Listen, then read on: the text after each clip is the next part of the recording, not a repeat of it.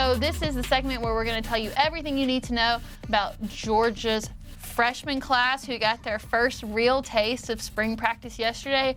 And I imagine someone who is going to get in the mix early is going to be the 5-star wide receiver, Talyn Taylor, out of Geneva, Illinois.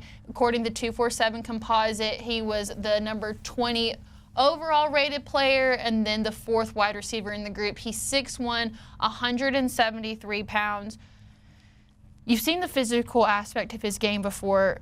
If DawgNation should just know one thing about Talyn Taylor, what would it be? Good question. I would say the first thing you got to say about Talyn, the first line of the intro, for all you folks out there that's like, I'll pay attention to them when they're committed or when they're signed and they're on the team. This should be the best, most talented wide receiver Georgia has signed since George Pickens. If that doesn't whet your appetite, this was a receiver that the Ohio States of the world wanted.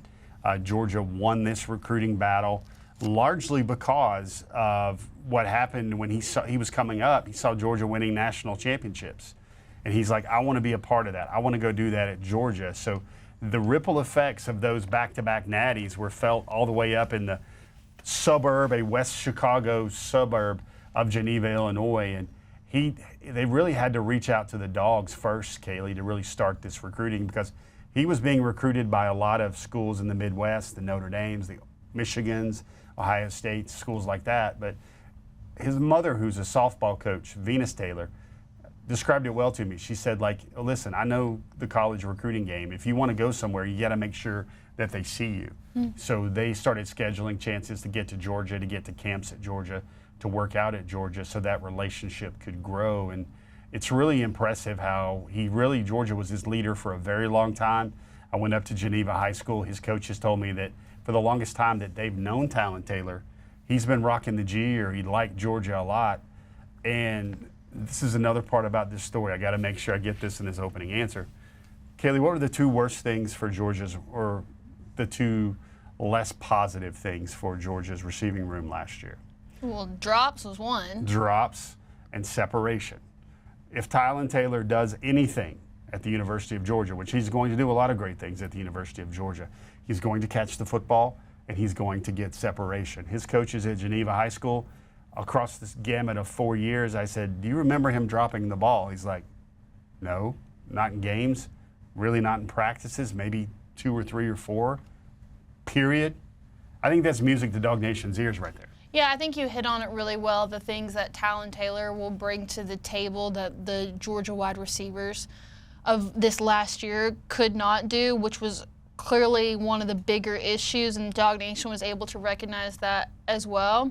One of our DawgNation insiders, Terrence Edwards, he got to speak on what makes Talyn Taylor different as well. This is Terrence Edwards. He's a smooth runner, so that means he doesn't doesn't seem like he's moving as fast as he is. So he's such smooth and has such body control and strong hands. I mean, I saw some catches that he made during the practice scheduled portion of San Antonio, and his hands are just smooth. They're very natural. He doesn't fight the football, and he's a route runner. And he understands leverage, and he understands how to get open. So I'm very excited about his future at Georgia. And he's ready to come in to compete, and he's ready to come in. And he told me he's ready to be the next person in that 1,000-yard club. So I'm excited for him and what he's able to bring to our receiving core. He's going to be a special player. To hear Terrence say that, Terrence has so much credibility as not only just a former great Georgia player, but also in training the wide receivers that he does. You know, this is a man that knows how to spot a star, and the fact that he's saying Talyn Taylor is going to be the next 1,000-yard receiver, that's like the highest honor, and that gives me a lot of confidence in what Talyn Taylor is going to bring to the Dogs. Things to know about Talyn. I think his listed weight on the recruiting sites was around 175. He's put on some weight. One of the biggest things that Georgia's staff has told him is, hey, man, you're going to go in the SEC. We need you about 180, 185. That seems like that's what he's on the path for right there. Terrence not only knows the game, played it, he's an SEC legend, but he's also trained a lot of the next generation of receivers. Kaylee, I believe Terrence will probably do some training during the offseason with Talyn Taylor there as well. Like, I believe that if you're a Dog fan, if you follow this program, what you want to have happen is you want the most positive things coming out of spring practice to be about the 6'6" receiver Noah Thomas, who I believe will be the best player on the Dogs this year, and then also Zachariah Branch. Those are the two guys that I say this a lot that absolutely have to hit.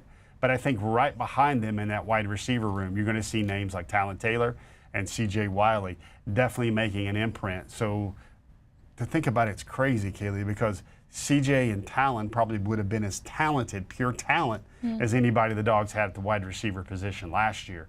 Now you throw in Colby Young, you throw in those two new freshmen, you throw in those transfer portal guys, and all of a sudden that wide receiver room has like totally flipped over for the Bulldogs in just 1 year, and that's a hat tip to James Coley there. Yeah, so Georgia addressed the need of the wide receiver issue almost immediately once the transfer portal opened. You bring in Noah Thomas, Zachariah Branch, and now we know that Colby Young is back. So the room is a lot deeper than we would have imagined a couple months ago. How does Talyn Taylor find his way into the mix of what is now a more experienced group than we would have thought? Yeah, he can play a lot of positions. I don't think he'll be the X receiver. Maybe he can play some Z.